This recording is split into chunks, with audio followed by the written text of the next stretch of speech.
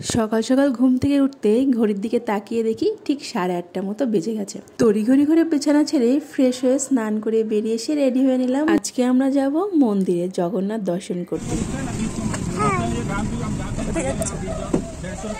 Station तो पास में है, 5 मिनट से रास्ता उसका।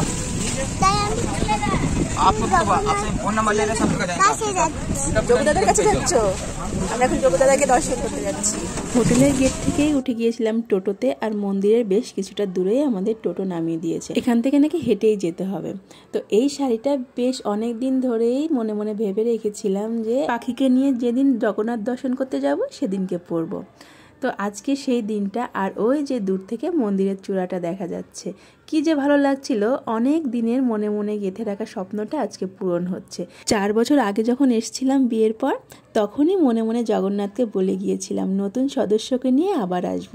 আর আজকে পাখির হাত ধরে আমি জগন্নাথ দর্শন করতে আসছি। আমরা যেদিন পুরীর উদ্দেশ্যে বেরোলাম, সে কি বৃষ্টি কলকাতায়। ভেবেছিলাম পুরীতে এসে ঘুরতেই পারবো না, কিন্তু এখানে যা খটখটে রোদ, এই রোদে আবার পাখির কিছুটা কষ্ট হয়ে যাচ্ছে।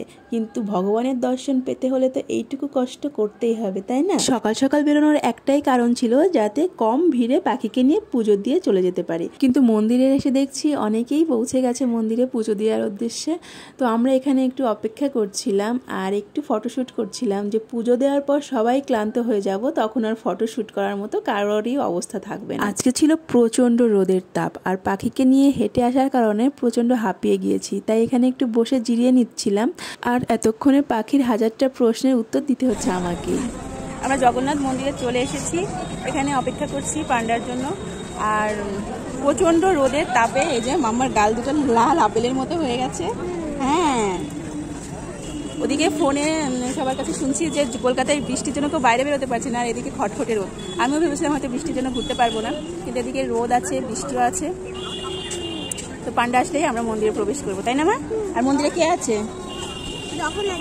জগন্নাথ আছে। হ্যাঁ, মাম্মাম জগদাদাকে দেখবে, তাই না? জগন্নাথ আছে, বলরাম আছে, সুভদ্রা আছে। জগন্নাথ, বলরাম, সুভদ্রা। বলো। ও জানতে পারে না, ও ছোট বেবি তো, তাই জানতে পারে না। ও শুধু জগদাদাকেই চেনে, তাই না?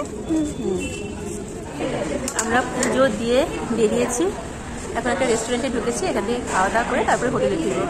আবার আজকে আমাদের ফেরার টিকিট কাটা হয়ে গেছে। আমাদের রাতে কোথায় যাবো? কলকাতা। রাতে পার্কে যাবি ট্রেনে করে? ঠিক আছে, তাহলে আমরা রাতে ট্রেনে করে পার্কে যাচ্ছি। টাটা। এখানে মেনু কার্ড দেখা হচ্ছে। কি খাবে তুমি? কি অর্ডার করেছো? কোনটা? ওইটা? ওইটা কি আছে? এটা তো কেক।